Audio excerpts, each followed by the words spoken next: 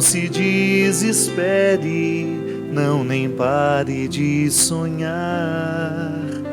Nunca se entregue, nasça sempre com as manhãs. Deixa a luz do sol brilhar no céu do seu olhar. Fé na vida, fé no homem, fé no que virá. Nós podemos muito, nós podemos mais. Vamos lá fazer o que será. Vamos lá fazer. Ontem um menino que brincava me falou que hoje é semente do amanhã. Para não ter medo que esse tempo vai passar. Não se desespere, não nem pare de sonhar. Nunca se entregue, nasça sempre com as manhãs. Deixa a luz do sol brilhar no céu do seu olhar. Fé na vida, fé no homem, fé no que virá. Nós podemos muito, nós podemos mais. Vamos lá fazer o que será. Vamos lá fazer o que será. Vamos lá fazer o que será.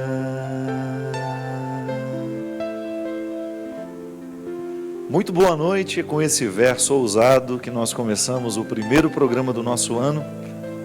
É com este verso ousado que propõe construir o futuro na ação de hoje. Vamos lá fazer o que será. A gente sabe que a dinâmica de virar a página e começar um novo calendário nos ajuda a reinaugurar dentro de nós as esperanças, os desejos, as vontades, não é verdade?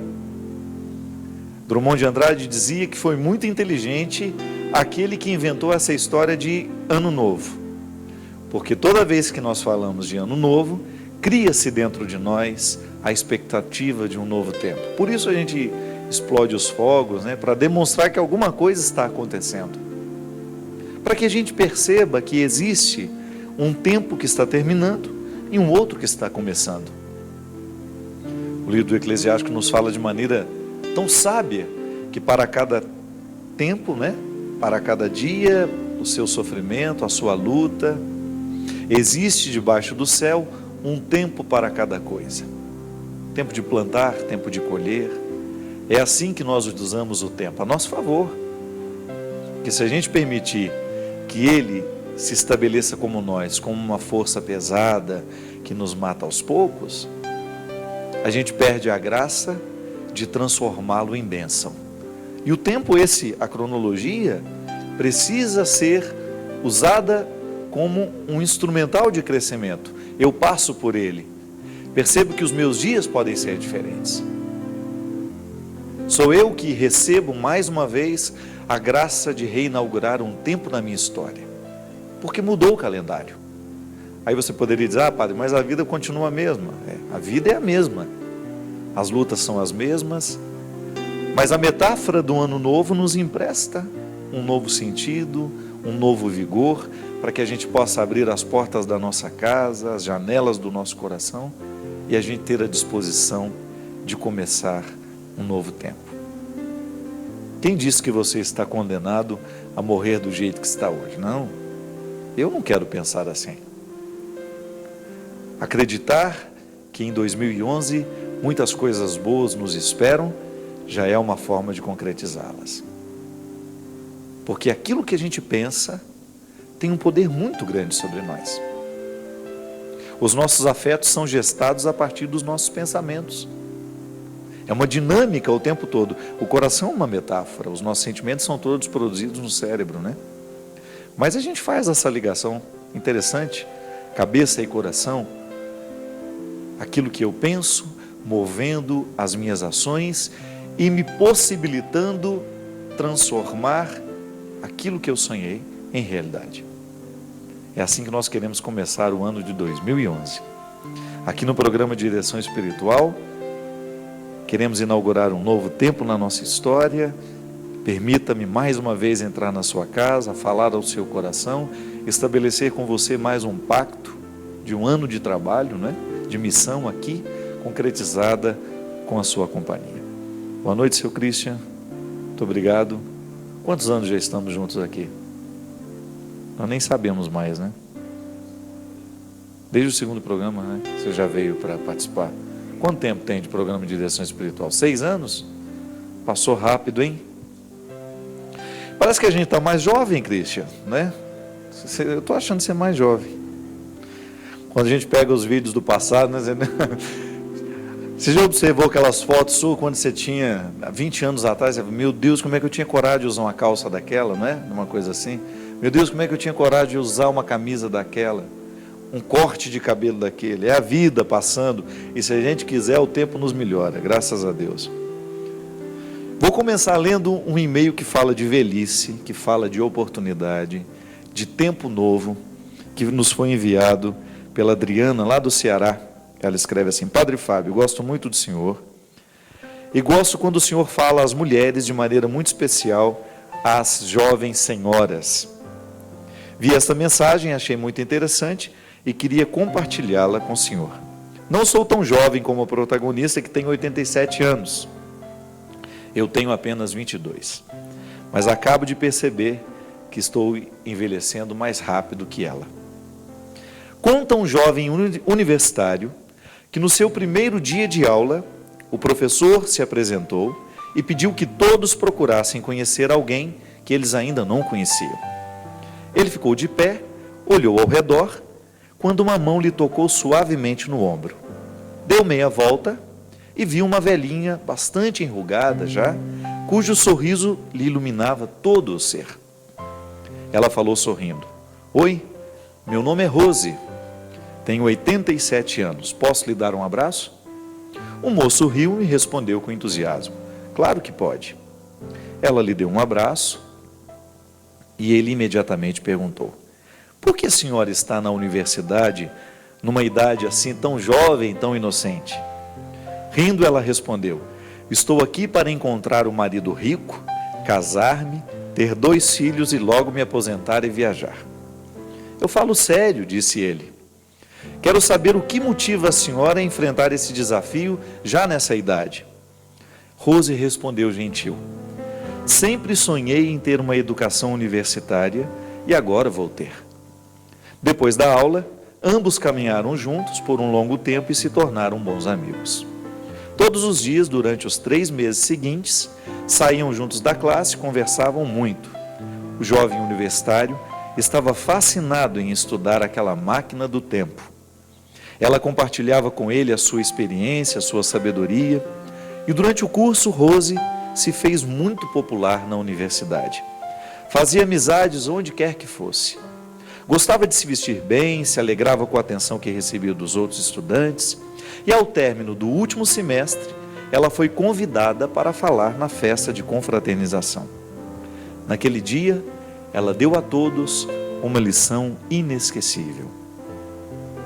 Logo que a apresentaram, ela subiu ao palco e começou a pronunciar o discurso que estava preparado de antemão.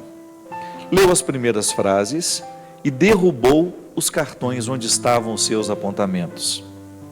Frustrada e um pouco envergonhada, se inclinou sobre o microfone e disse simplesmente: Desculpe-me, eu estou muito nervosa. Não vou poder voltar a colocar o meu discurso em ordem. Assim, permitam-me simplesmente dizer-lhes o que hoje sei. Enquanto todos riam, ela limpou a garganta e começou: Não deixamos de brincar porque estamos velhos. ficamos velhos justamente porque deixamos de brincar. Há alguns segredos para manter-se jovem, ser feliz e triunfar. Temos que rir e encontrar o bom humor todos os dias. Temos de ter um ideal. Quando perdemos de vista o nosso ideal, começamos a morrer. Há tantas pessoas caminhando por aí que já estão mortas e nem sequer sabem. Há uma grande diferença entre estar velho e amadurecer. Se vocês têm 19 anos e ficam um ano inteiro sem fazer nada produtivo, se converterão em pessoas de 20 anos. Se eu tenho 87 anos e fico por um ano sem fazer nada de útil, completarei 88 anos. Todos podemos envelhecer. Não requer talento nem habilidade para isso. O importante é amadurecer, encontrando sempre uma oportunidade na mudança. Não me arrependo de nada. Nós de mais idade geralmente não nos arrependemos do que fizemos, mas sim do que não fizemos. E por fim, os únicos que temem a morte são os que trazem no coração o remorso. Terminou assim seu discurso e cantou a música Rosa. Pediu a todos que estudassem a letra da canção e a colocassem em prática em suas vidas. Rose terminou seus estudos e uma semana depois da formatura morreu. Mais de 2.000 estudantes universitários assistiram às honras fúnebres para render tributo à maravilhosa mulher que lhes ensinou com seu exemplo que nunca é demasiado tarde para chegar a ser tudo o que se pode e deve ser. Bonito, né? Aí a Adriana escreveu assim ao final: o importante não é acumular muitos anos de vida, mas adquirir sabedoria em todos os momentos que os anos nos oferecem. Afinal, envelhecer é obrigatório, amadurecer é opcional. É uma realidade, né? Porque todos nós envelhecemos, não tem como. A gente estava brincando aqui que nós estamos mais novos, mas está todo mundo envelhecendo. Aqueles amigos que antes eram lúcidos, de repente começa a trocar as datas, né? Começa a trocar os nomes, começa a repetir as mesmas histórias, é igual a minha mãe. Conta a mesma história 300 vezes, aí ela, quando ela olha para aquela cara de todo mundo animado ouvindo a história assim, ela fala: eu já te contei isso, bem. Aí descobre que já contou, mas faz questão de contar de novo. É a vida. O processo do envelhecer é natural da condição humana, né? Há algumas pessoas que encaram isso como perda, há outras que descobrem que é um ganho e que pode ser um ganho. Essa semana mesmo a gente estava conversando que é muito importante na vida a gente desenvolver hábitos, mesmo na juventude, que combinem com a velhice. Sabe por quê? Porque se a gente está apenas acostumado com as coisas da juventude, da mocidade, se a gente não começa a criar hábitos que depois sejam próprios da idade, da maturidade, nós não vamos ter o que fazer depois. Ser jovem demais é um problema. Você precisa começar a adquirir alguns hábitos que possam ajudar no seu processo da velhice. A leitura, por exemplo. Quando a gente descobre na adolescência, na infância, na adolescência, na juventude, quando a gente aprende a cultivar o hábito da leitura, você já está garantindo um bom tempo de qualidade para a sua velhice. Porque qual que é a minha grande reclamação? Muitas vezes não ter tempo de ler tudo o que eu quero. Não é assim? Depois que você já está mais velho, meu amigo, que você já diminuiu naturalmente o seu número de compromissos, que a vida foi ficando mais leve para você, é o tempo de ler tudo que você não pôde ler ao longo da vida. Aí, ocupando a cabeça, o coração fica muito distraído. Quando a cabeça está bem ocupada, o coração se aquieta. Agora, se a gente não tem o hábito da leitura, é natural que depois a gente vai ter uma dificuldade muito grande para ficar à toa, não é? Você vai achar que o tempo está comprido demais para você preencher com tudo aquilo que você quer. Então, envelhecer requer arte. Bons hábitos na juventude ajudarão a sua velhice ser mais qualificada. Por que a gente insiste tanto no exercício físico, na atividade física, na boa alimentação da juventude. Porque a construção muscular da juventude é que vai fazer com que você seja um velhinho mais flexível, sem tantas dores na coluna. Por quê? Porque está com a musculatura bem fortalecida, está com uma lombar bem fortalecida, para a sua coluna não sofrer tanto a idade da maturidade. Então aquilo que a gente cuida hoje repercute depois na vida. Por isso que viver, a gente precisa ir pegando os bons hábitos da vida, para que quando nós estivermos nesse período de mais lentidão, de menos pressa, a gente não se desespere. Então é por isso que no início do programa nós cantamos: vamos lá fazer o que será.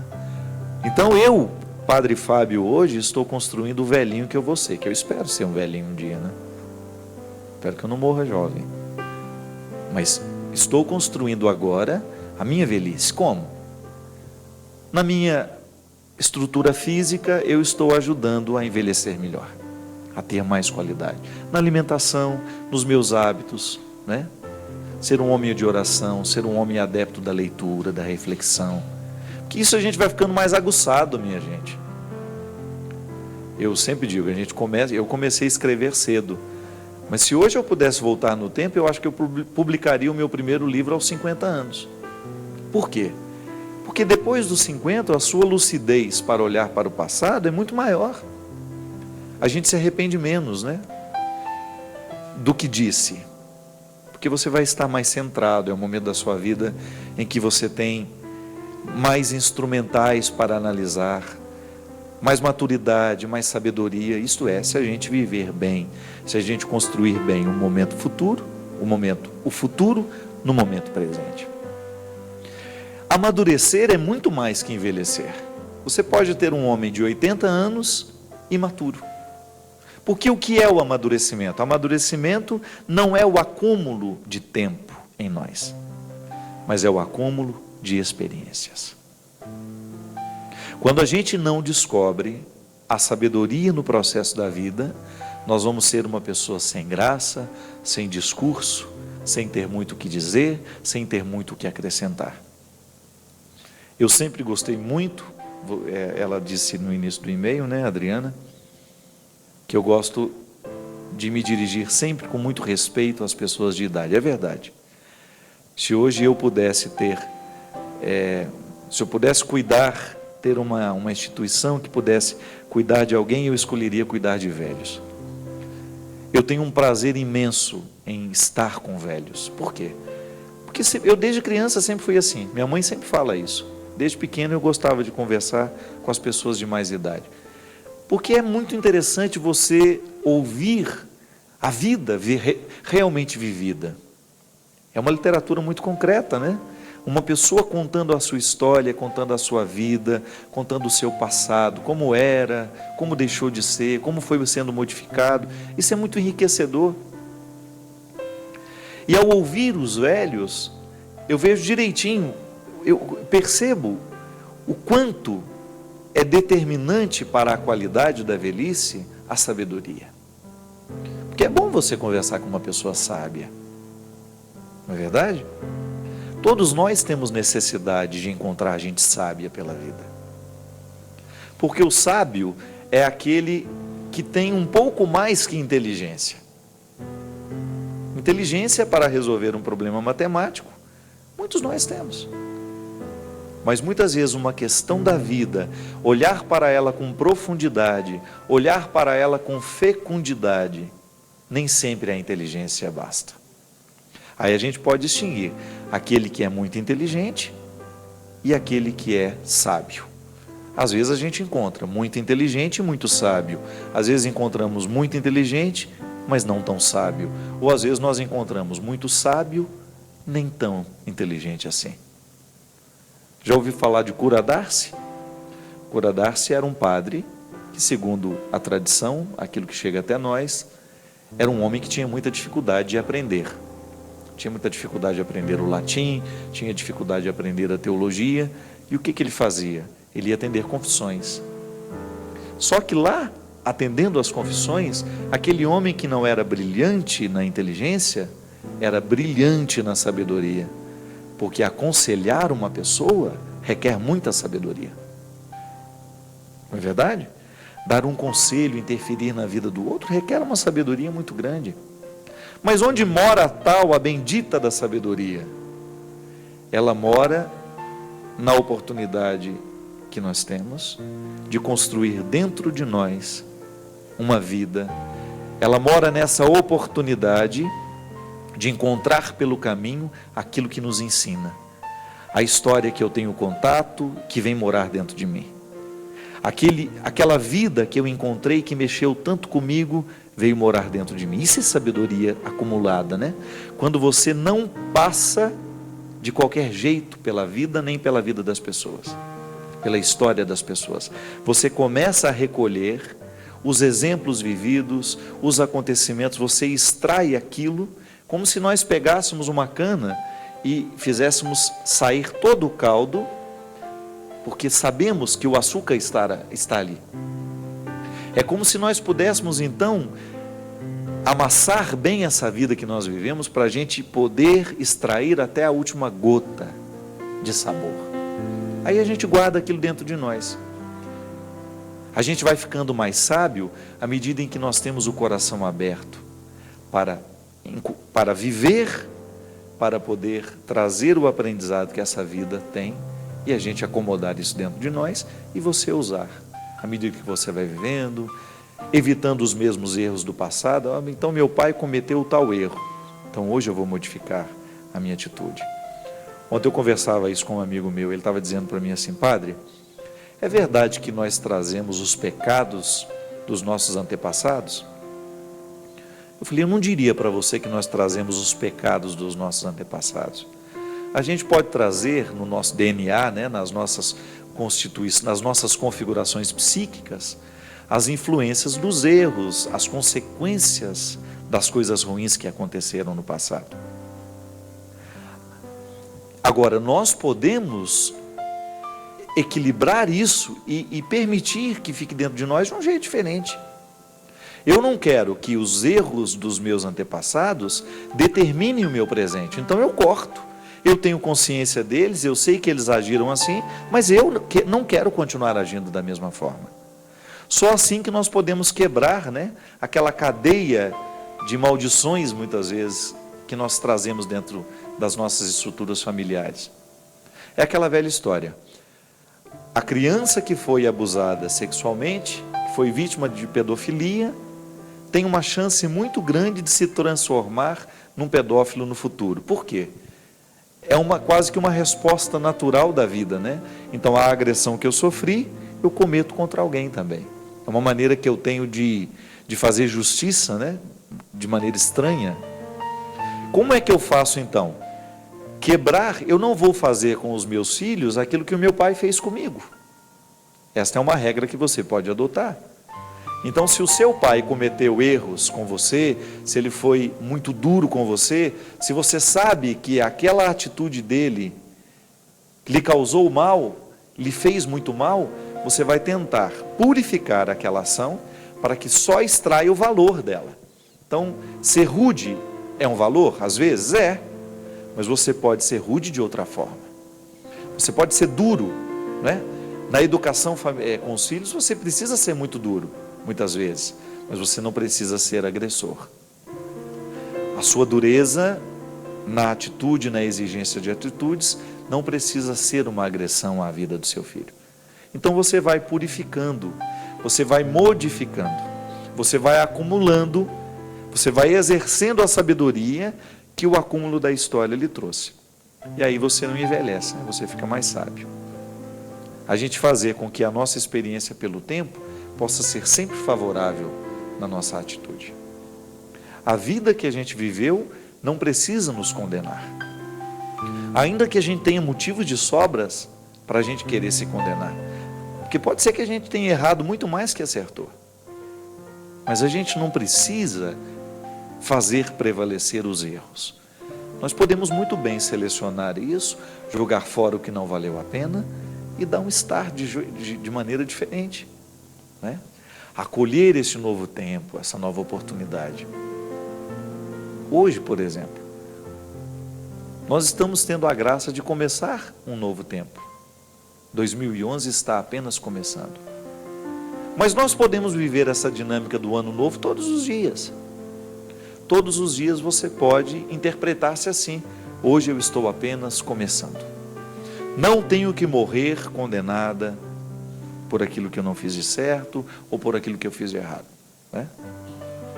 Não preciso morrer me condenando pelo passado. Então eu assumo hoje a oportunidade de um novo tempo na minha vida. E aí o ano é novo de verdade. Não é só o calendário que muda, mas é a gente que muda também. Isso é muito importante. A gente mudar, a gente evoluir, a gente avançar, a gente purificar tudo aquilo que está dentro de nós, para que, ao purificar, o tempo se transforme em sabedoria. A idade se transforme em amadurecimento. Porque amadurecer é o grande objetivo de todo ser humano. Estar maduro significa estar mais coerente, estar mais inteiro, para que a gente possa viver a vida com um pouco mais de qualidade.